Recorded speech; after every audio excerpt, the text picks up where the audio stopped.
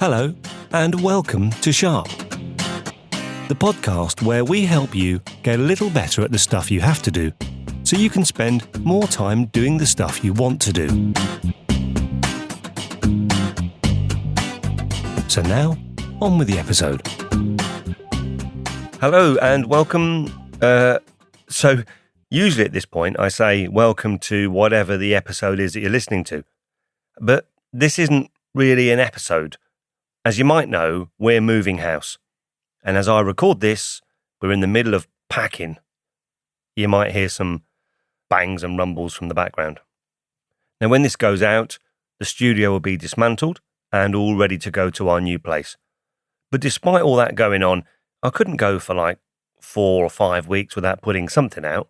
I'd feel like I'd let you down. So this isn't going to be a big full content episode. It's just going to be me rambling for a bit, really. So you can skip it if you want. And if you do that, keep your eyes and ears open for the next episode, because that's going to be really good, I think. It's in production at the moment, and I know you'll like it. So that's going to be episode 38. But if you don't skip this one, this kind of mini filler episode, then you can listen to me ramble for a bit. Are you still there?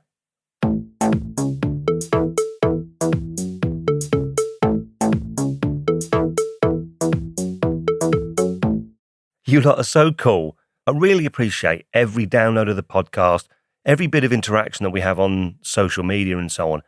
It does make it all worthwhile.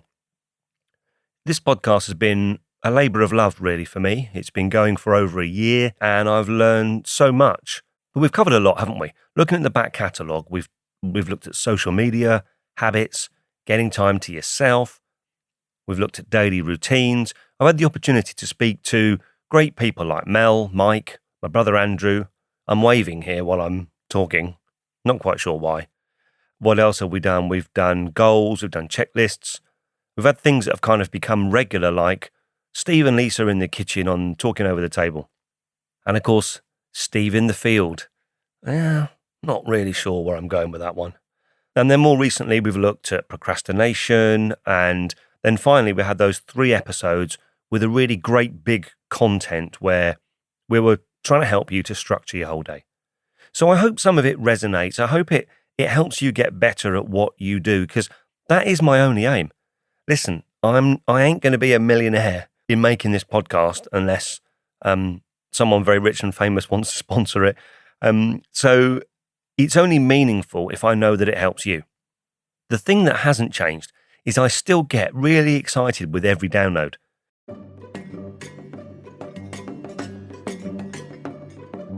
Knowing that someone, somewhere in the world, is taking time to download one of these episodes and listen, that still gives me tingles. And when I look at where people listen from, I'm absolutely blown away. We're in 54 countries now. And whilst, I did kind of expect or hope to get a bit of an audience in the UK and the USA, there's been some real surprises. Japan is still our 3rd biggest audience. And then there's completely unexpected places like Cambodia, Argentina, Hong Kong. I lived there as a child for a couple of years. Another thing that I love is I've met some really cool people along the way, either on social media or people who've taken the time to contact me to reach out and get into a conversation. Now, as many of you know, I'm probably most active on Twitter. There's a fair bit on Instagram as well. I'm not really sure what I'm going to do with Facebook. We don't seem to get a tremendous amount of activity, and that's despite having a handful of people on there who do regularly interact and keep plugging away and make it worthwhile being on there. Now, as we speak, Facebook are being challenged with this whole data thing, and it is a reminder how important it is that it's so easy for us to be naive, isn't it, when we're putting things out on social media? But I guess we do all need to be careful. I'm not really sure on the direction of the podcast, whether I'm going to keep this format or if it's going to pivot into something else. I like that word pivot. I heard Dan Harris use the word pivot on his 10% Happier podcast. I'm mindful that I want it to be... that sentence I've said about 4 times. I'm not sure if I'm going to leave the ums in. I'm mindful that I want the podcast to be listenable, not too businessy or work-focused. Some people have suggested getting into video and going onto YouTube. Now, we are on YouTube, but only with those summaries that we put out each time. Video's a whole new thing, and I do need to ensure that it doesn't become too life-consuming. You may not realise, but it takes quite a long time to produce each episode of this podcast as it is. There's probably, I guess about 14 to 16 hours worth of work for each episode, sometimes more. I can be buried in the studio for whole weekends at a time. And then there's the writing, the finding content and editing. That all takes a fair chunk. So, yeah, I'm not sure where we'll go. Maybe you've got some thoughts and ideas on that.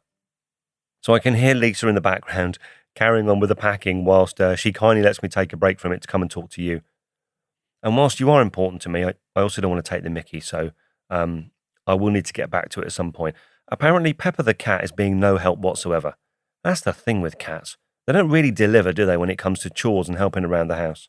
So as you listen to this, as I said, all the gear will be packed and on its way to our new place. I wonder how the studio is going to sound there.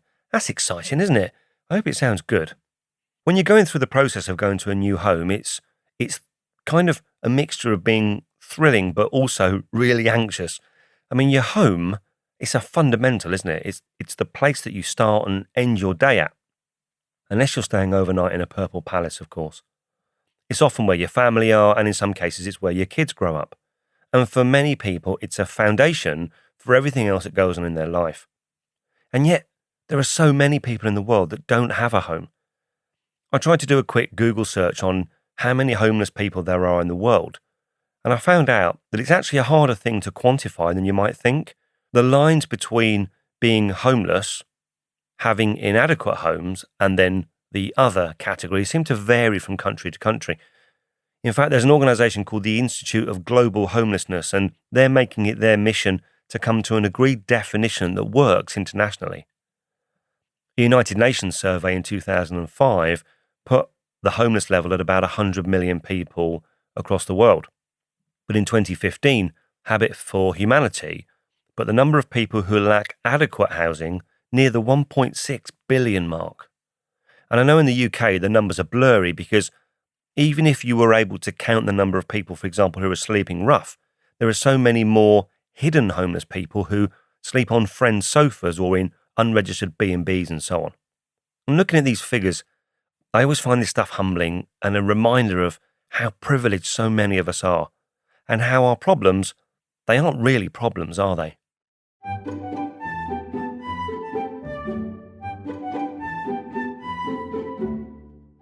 One of my favourite podcasts that I listen to regularly is The One You Feed.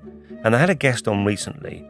I can't remember their name. I'll put it in the show notes. I don't know if I'm going to have show notes for this chat. We'll see. Anyway, they had a guest on recently who said that the most empowering thing that you can do for yourself is realise that everything you do is a choice. So, for example, if you choose not to pay your rent or your mortgage, there would be a consequence, and clearly, eventually, a dire consequence. But it is still a choice. We choose to do work or do other things to then enable us to have the choice of paying for the cost of living. And ultimately, that is a lifestyle that we choose. And that's because we prefer doing that over the consequences of not doing it. But it is still a choice. We could choose the other alternative. And in reality, how lucky we all really are to have these choices. Really, even if they feel routine or they feel like we have no options, it is still a choice.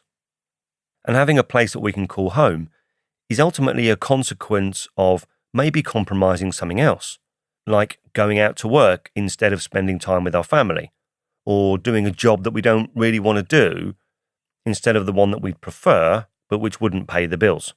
I guess in some small way, I'm hoping that what we do here can help you make those compromises, those tough choices, a little bit easier to do, a little bit less of a compromise by helping you to do those things smarter, faster, or even if only it's just with more of a smile on your face and with less stress. Cool, blimey, we got a bit deep there, didn't we? Not really quite sure how I got onto that, but in fact, I have discovered one great little tool that Lisa and I have used in our house move, which has helped reduce the strain, and I'm going to share that with you in episode 38. And there's no getting away from it. Moving house, it's such a draining experience, isn't it? I mean, it is a first world kind of draining experience, but there's a lot to do. And you don't realise what you have in your life until you have to pull it all out and put it in a box. And I don't mean junk. I don't think that Lisa and I have many things that we don't use, and some people would perhaps even say that we're quite minimalist compared to others. But it's the everyday things, isn't it, that you've decided have got a place in your life, and now you've got to take that thing out of its place and put it somewhere ready to put it in a van. For about the last 4 weeks, we've been doing all that stuff in our spare time and then collapsing on the sofa in the late evening. We've got into watching the box set of Homeland at the moment. Yes, I know, we're late adopters, but we are now almost done. We're about halfway through Series 7, so I don't think you can do any spoilers. But we sit there every night, craning our necks around boxes, trying to pay attention to what Carrie Matheson is doing while trying not to be distracted by the packing tape and the bubble wrap sitting next to her face. Anyway, you didn't tune in to listen to what we're watching on TV, although it does give me an idea for the title for this episode. So, in the meantime, while we're moving house, why don't you go back and re-listen to any episodes you didn't get a chance to listen to fully, or get back to some that you might even have missed completely. Thanks ever so much to you if you've been here from the start. You really don't know what it means to me that you're still listening. And it's great to meet new people that have joined us over the months, and I'm really glad you're here too. Imagine if we could get you all into one place, you could meet each other. There's a project. We'll probably need to hire a few fields to do that, but we'll see. So, as I said, keep an eye out for episode 38. It is a really good one. Should be out in about 2 to 3 weeks maximum, cardboard boxes allowing. Anyway, until then, don't forget, don't waste time comparing yourself to anyone else. The only person you should try to be better than is the person that you were yesterday. Okay, Lisa, I'm coming. Bye-bye.